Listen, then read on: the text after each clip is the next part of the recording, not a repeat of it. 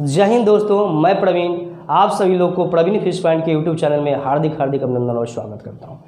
चलिए दोस्त, आज हम ना बीमीए विश्लेषण के स्टार्टिंग फेज में ही बात करने वाले हैं और आपसे जानते हैं ना 5 मिनट का समय चाहते हैं। अगर आपने 5 मिनट समय शिद्दत से हमें दिया तो इस बात की गारंटी है यह टॉपिक आपके खोपड़ी में ही जाएगा, सेट करेगा। तो ध्यान देंगे, बेसिक कुछ बात करेंगे हम। सबसे पहले बीमीए विश्लेषण में पहला पॉइंट जो आता है वो होता है बीमाएँ, जिसका इंग्लिश होता है डायमेंशंस। बीमाएँ क्या होता है, देखिए जो डिफिनीशन है ना उसको हम बोल देंगे, हम नोट कर लीजिएगा, नोट्स बन जाएगा। हम कॉन्सेप्ट समझाएंगे, उसको समझने का काम कीजिएगा और नोट्स बनाने के लिए आपको बोल देंगे जिस प्रकार से क्लास में लिखाया जाता है हम लिखाएंगे, आप लिख लीजिएगा, ठीक है ना। तो सबसे पहले जैसे ध्यान दीजिए, बीमा की जब भी बात करेंगे ना तो हम लंबाई, ध्यान दीजिएगा, जब बीमा निकालना होता है तो हम लोग लंबाई के मात्रा को अब मीटर से नहीं एल से सूचित करते हैं। किससे सूचित करते हैं? एल से। और द्रव्यमान के मात्रा को किससे सूचित करते हैं? एम से। और समय के मात्रा को किससे सूचित करते हैं? टी से। ध्यान दीजिएगा, क्योंकि लंबाई का मात्रक मीटर होता है, द्रव्यमान का मात्रक किलोग्राम होता है, समय का सेकंड होता है इनके सिस्टम के अकॉर्डिंग या एसआई सिस्टम के अकॉर्डिंग। लेकिन जब हम बीमा की बात करेंगे ना तो उसमें उसका रिप्रेजेंटेशन को चेंज कर लेते हैं। लंबाई के मात्रक को रिप्रेजेंट करते हैं हम एल से, द्रव्यमान के मात्रक को रिप्रेजेंट किया जाता है एम से और समय के मात्रक को रिप्रेजेंट किया जाता है टी से, ठीक है। तो अब ध्यान दीजिएगा, कहने का मतलब भौतिक राशि 2 प्रकार का होता है। एक आधारी राशि होता है जिसको मूल राशि बोलते हैं और एक व्युत्पन्न राशि होता है।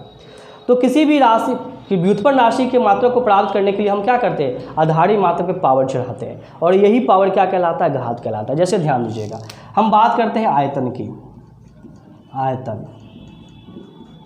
आयतन क्या होता है? लंबाई गुने चौड़ाई और गुने ऊंचाई। तो लंबाई गुने चौड़ाई गुने ऊंचाई। अब इसके मात्रक की बात कीजिएगा भाई, आयतन की अगर मात्रक की बात कीजिएगा, आयतन का मात्रक, तो लंबाई को अब मात्रक किससे करेंगे? एल से करेंगे। ये एल हो जाएगा और ये भी एल हो जाएगा और ये भी एल हो जाएगा। पावर क्या चढ़ाते हैं? अब ध्यान दीजिएगा, आयतन के मात्रक को प्राप्त करने के लिए हम आधारी राशि लंबाई के मात्रक पर कितना घात चढ़ाया है? 3। क्या चढ़ाया है? 3। तो जो पावर चढ़ाते हैं ना सर, वही क्या कहलाता है? बीमा। यानी किसी भी भौतिक राशि के मात्रक को प्राप्त करने के लिए मूल मात्रक पर जो घात चढ़ाया जाता है, यही घात क्या कहलाता है? बीमा। जैसे आप देख सकते हैं, जैसे हम बात करते हैं चाल की।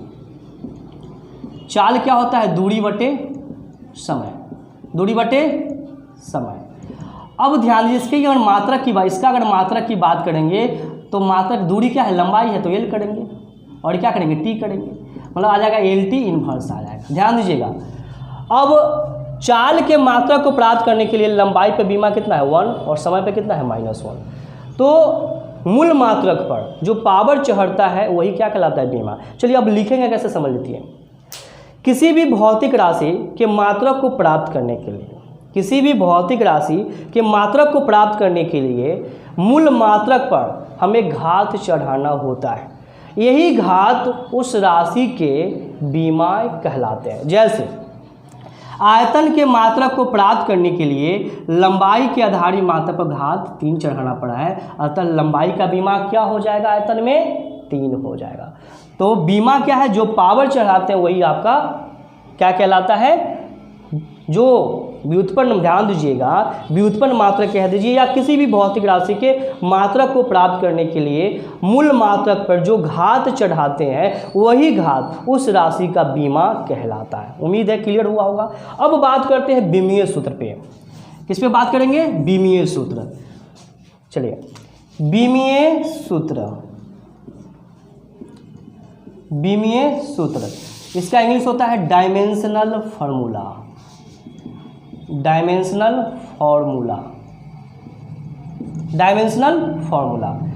देखिए, डायमेंशनल फार्मूला को समझिए। डायमेंशनल फार्मूला क्या है? एक आपका सिंबॉलिक एक्सप्रेशन है, मतलब कि कह दीजिए तो सिंबॉलिक व्यंजक है, जो आपको बताता है किसी भौतिक राशि के मात्रक प्राप्त करने में कौन कौन मूल मात्रक आया और उसका घात क्या है। जैसे ध्यान दीजिएगा ना, हम लोग शादी वादी होता है तो क्या करते हैं? चुमावन लेते हैं, चुमावन का एक कार्ड बनाते हैं। उस चुमावन में क्या लिखा होता है? कौन कौन आया, नाम लिखा होता है और कितना पैसा लाया। तो ये भी क्या है, एक सिंबल है, सिंबॉलिक एक्सप्रेशन, मतलब सिंबॉलिक संकेत के रूप में आपको एक व्यंजक मिलेगा जिससे आपको पता चल जाएगा उस राशि के मात्रक को प्राप्त करने में कौन कौन मूल मात्रक आया है और उसका घात क्या है। तो इसके डिफिनीशन की अगर बात करेंगे तो लिख सकते हैं, किसी भी भौतिक राशि का बीमीय सूत्र एक सिंबॉलिक एक्सप्रेशन होता है, एक सिंबॉलिक व्यंजक होता है जो यह बताता है कि उस राशि के मात्रक को प्राप्त करने में कौन कौन मूल मात्रक सम्मिलित हुए हैं तथा उनकी घातें क्या है। एक बार रिपीट कर लेंगे पुनः, किसी भी भौतिक राशि का बीमीय सूत्र वह सिंबॉलिक व्यंजक होता है जो यह बताता है कि किसी भी भौतिक राशि के मात्रक को प्राप्त करने में कौन कौन मूल मात्रक सम्मिलित हुआ है तथा उनकी घातें क्या है। मतलब कि एग्जाम्पल के तौर पे क्या है, वही बात, जैसे किसी का आप मान लीजिए शादी उदी आपका हो रहा है, आपने कोई चुमान मान दिया तो नाम लिख देते हैं कौन कौन आया और कितना कितना पैसा लाया। तो ये भी मैं आपको पता चलेगा कौन कौन मूल मात्रक आया और इसका पावर क्या है। चलिए समझते हैं, कुछ वन बाय वन कुछ एग्जाम्पल के माध्यम से समझते हैं, कुछ डायमेंशन को क्लियर करते हैं। जैसे हम बात करते हैं क्षेत्रफल, क्या हुआ, क्षेत्रफल, क्षेत्रफल का होता है लंबाई गुणे चौड़ाई।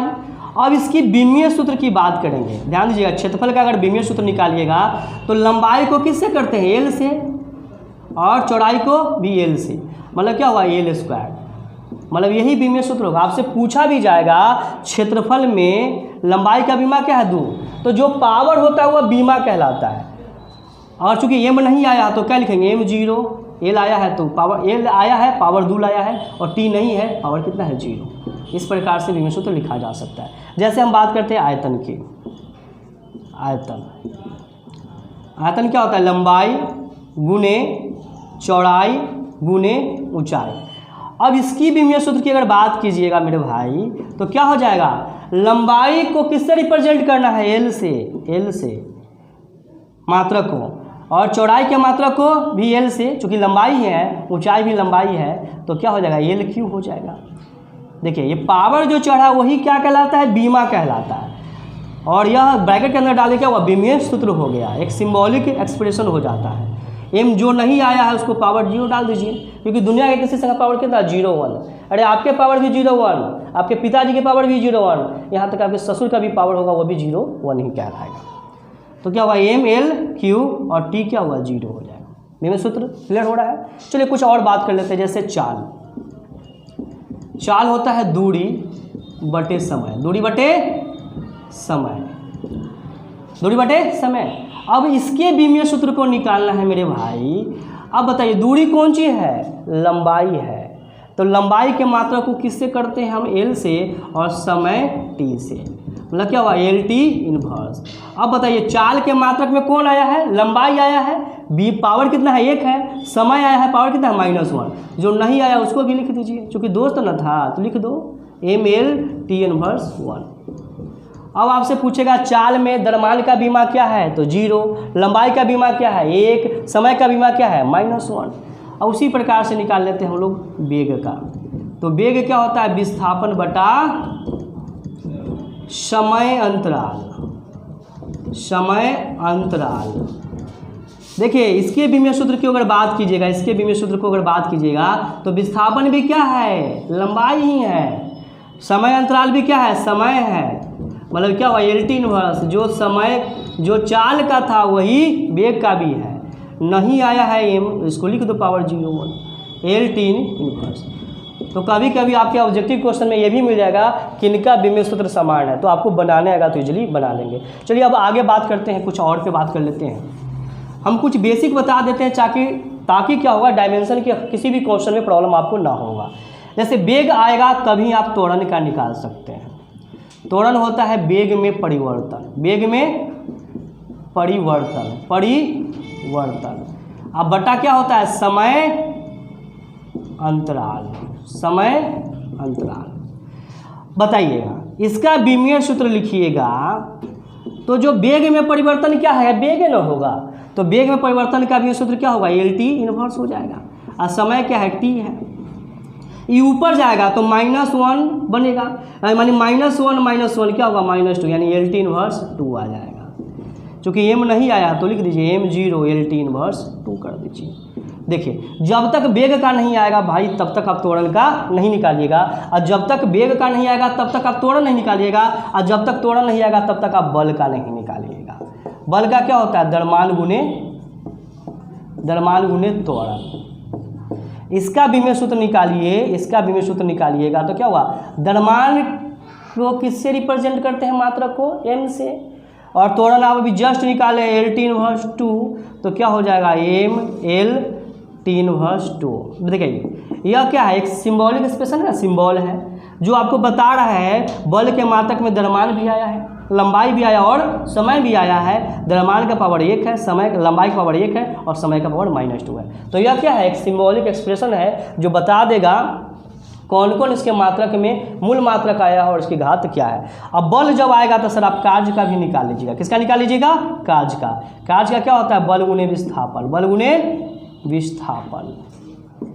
तो इसका विमेय सूत्र निकाल लीजिए, क्योंकि यहाँ तक अगर आता है तो आप मैक्सिमम क्वेश्चन को सॉल्व कर लेंगे। तो बल का क्या होता है? m LT इनवर्स 2, और विस्थापन भी लंबाई है, L क्या वो है? 2 को हुआ ना, बेस सेम होता है, पावर क्या होता है? जुड़ जाता है, 1 + 1 क्या होगा? 2 हो जाएगा, मतलब m L² T इनवर्स 2 आ जाएगा। आई होप यह वीडियो समझ में आया होगा। समझ में आया होगा तो लाइक करेंगे, शेयर करेंगे और सब्सक्राइब करेंगे, कमेंट करेंगे। थैंक यू दोस्त, थैंक यू।